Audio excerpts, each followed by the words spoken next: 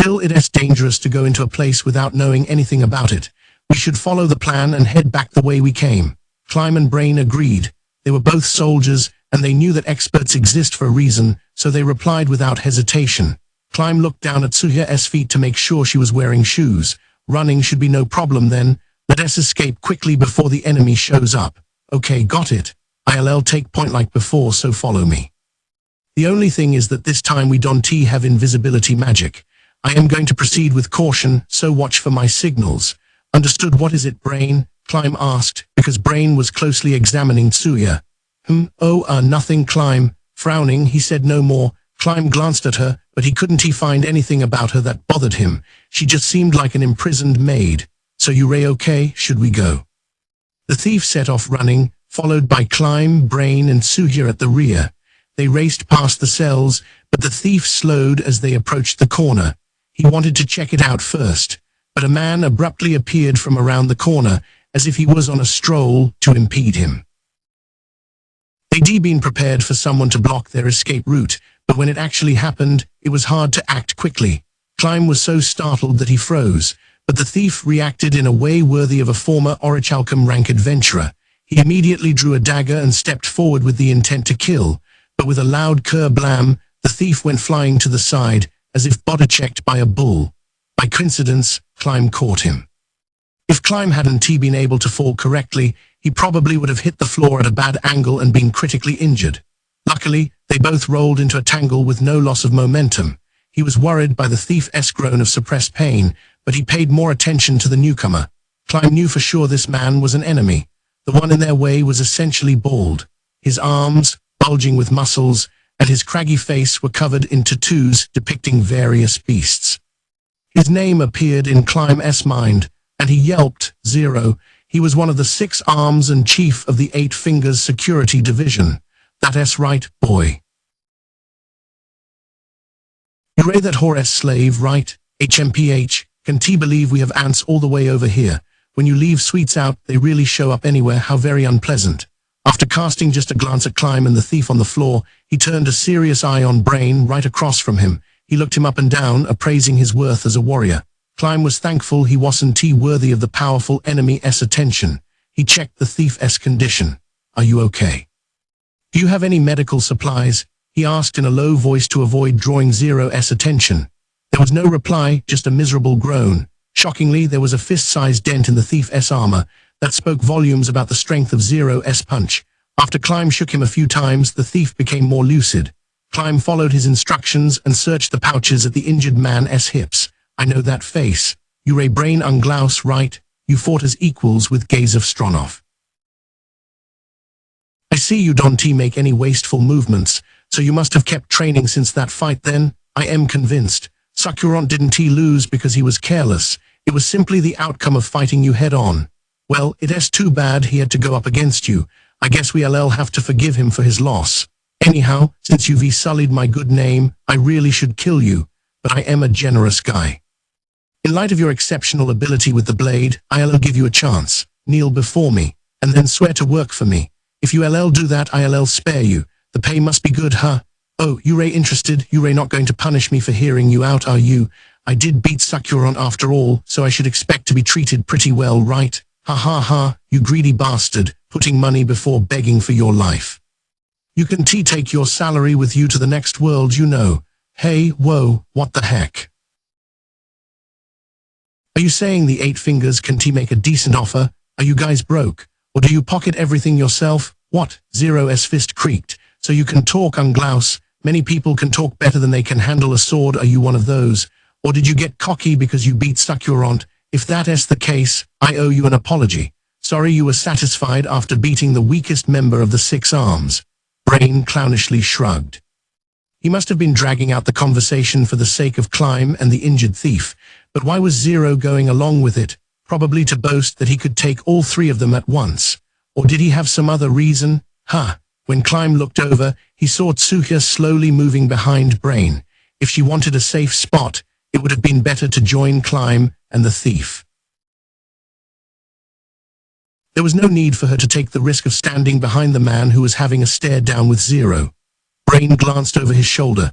It was too quick for Climb to be sure, but Brain had been looking at Tsuya. The gleam in his eyes was definitely not friendly. In fact, it was hostile. Huh, why is she there? Did he look at me? No, what's going on? Worried, Climb stood up. HMPH, the ant stands. Guess you've bought enough time, huh? Pretty soon I'd like to hear your answer. No words 1T be necessary. Kneel or Don T OK, Unglaus, let us see what you do. Brain snorted and that was all. Then ULL die. Zero thrust out his left hand and drew back his right into a fist. He dropped his hips straight down, but his core didn't break. His muscles swelled so large that they were almost audibly straining against his skin. To describe Zero, as he was now in a few words, it was like he was a huge rock, no, more like an enraged bull. Brain lowered his hips as well. His stance seemed to resemble Zero's, but it was totally different. If Zero was a muddy stream, Brain was a clear river. If Zero was a fence, Brain was defense. I gave orders to not kill the old man, but the welcome crew is a hot-blooded bunch. They might overdo it and finish him off accidentally, but that would be a problem. I want to mercilessly slaughter him as an example, to teach how foolish it is to cross the 8 fingers. His face twisted into a hideous grimace. It showed how ugly hate could make a person. Unglaus, I am going to be hailed as the strongest, and it'll be because of you. I'll set up a gravestone for you to show what happens to fools who challenge the 6 arms. As for the whore's underling, I'll decorate his head real nice and ship it to her. A murderous aura that would make anyone shudder slammed into Climb's chest, but it was nothing compared to what he had experienced during his time with Sebas. He shot Zero a sharp look. It seemed to take some of the wind out of the man's sails. I see, got it. Zero, I'll be your opponent. Climb, take care of the one behind me. It took him a second to understand what he'd been told, but that was only Climb. The thief shot a dart at Tsuya without hesitation. The missile from the former Orichalcum rank adventurer came in sharp and fast. Tsuya somehow managed to dodge it. According to what Climb had heard from Sebas, she was only a maid. She handled herself too well for it to be a fluke. You figured it out, huh? She still resembled Tsuya, but the voice belonged to the illusion maniac Sakurant. The reason you didn't ask your rescuers anything was because your voice would have given you away, right? But it was pretty suspicious to maneuver around behind me, don't you think? Well, I was wondering even before that. You could have been the real one under mind control, or someone else could have been transformed. Brain exposed the ruse without even turning, keeping his eyes locked with Zero's. Eventually I guessed from the way you were running, but I couldn't be sure. I am glad it was you. I couldn't exactly ask them to make sure you only sustained light injuries. The thief froze for a split second. Then gratitude to Sakurant appeared on his face. So they saw through your little scheme with no trouble. Then the time for relying on magic tricks is over. Now we decide everything by strength. Sakurant, kill the 2 small ones in the rear. You can do that much, can't you? Oh, of course, boss. Tsuya melted away and Sakurant appeared. He was still wearing the maid uniform. Yeah, I went out of my way to arrange for you to be released, so if you can how was Zero's sentence supposed to finish? The man who must have known quite well speedily nodded and stared at Climb. We meet again, brat. Sakurant's serious tone belied unexpected nervousness for the one who had been victorious in their previous encounter.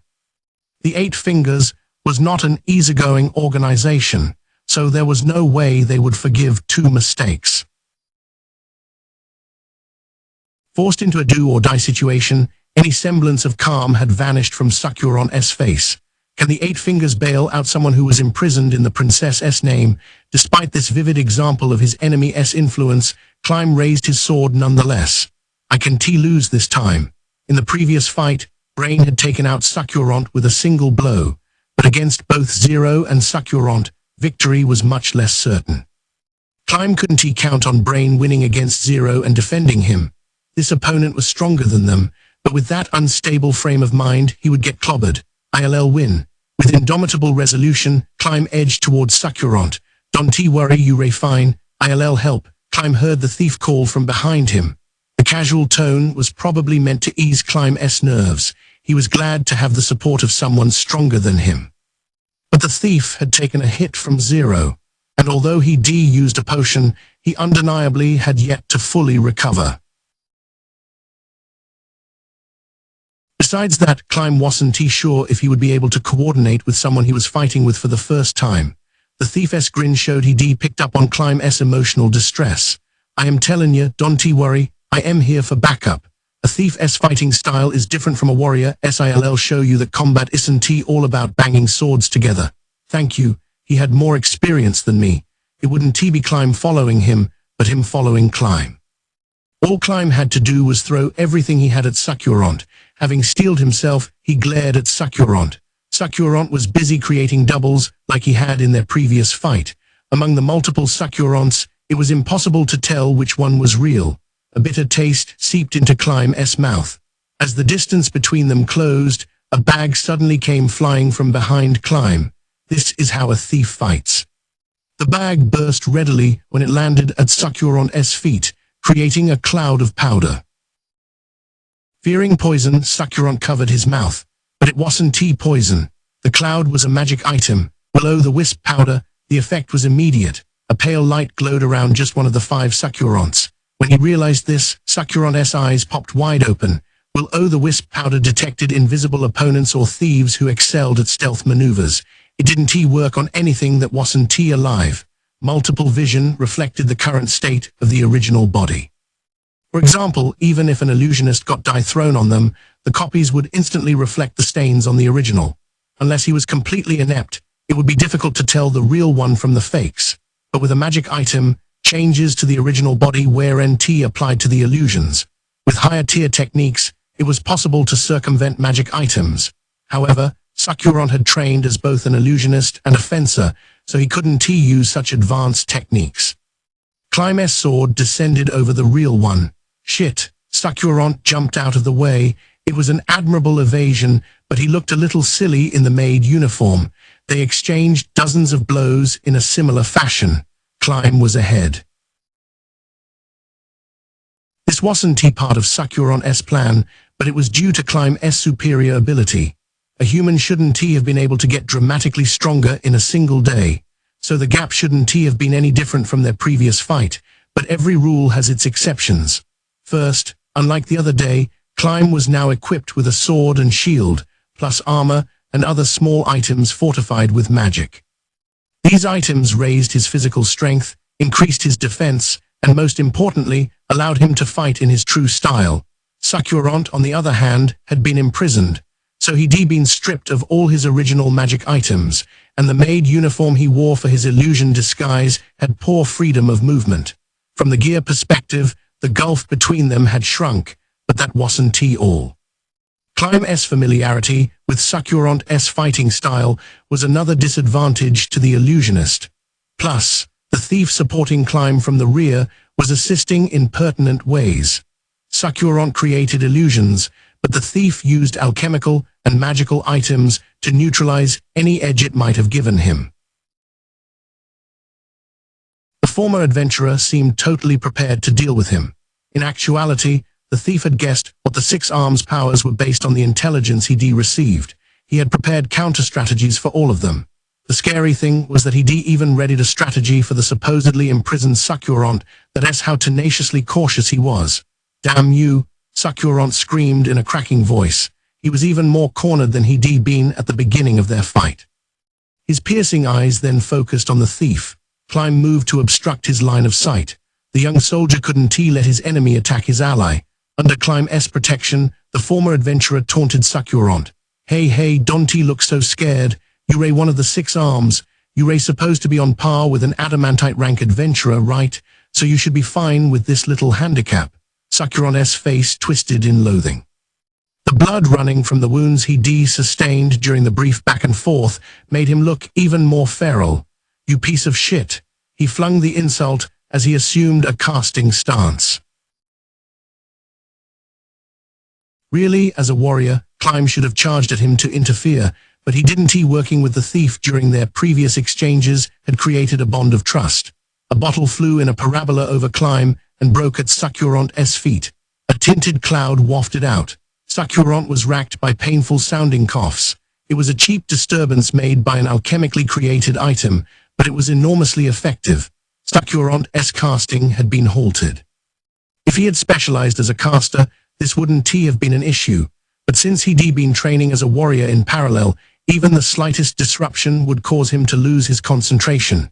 He would end up expending his magical energy for nothing. While Succulent was distracted, Climb charged at him with all his might. This wasn't like the pounces he'd been doing so far. It was an indomitable advance. To some, it may have looked like he was jumping the gun, too eager to win, but Climb's warrior instinct was screaming. This was the tipping point of this fight. True, Climb and the thief were keeping the pressure on Succulent. It wasn't clear how long their advantage would last. The thief didn't have infinite projectiles. They had to launch an offensive that would finish things off while they were ahead. Climb used the original martial art he'd acquired the previous day. It didn't have a name yet, but to give it a temporary one-release brain power. Its effect was simply to remove the limiters of the human mind.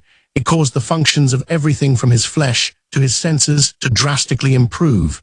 Sustained use would wear him out physically and damage his muscles. So it was a double-edged sword, but if he didn't use it and try to make this a short fight, he wouldn't be able to beat Succulent.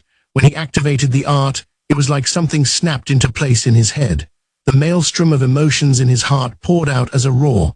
A look of surprise came over Succulent's face, as if he suddenly remembered something, and along with it was that fear. It was an inappropriate emotion for a man worthy of an adamantite rank to have toward a lower-ranking opponent. Climb brought his sword down from overhead and was blocked. Stopping a magic longsword with an unenchanted dagger was impressive.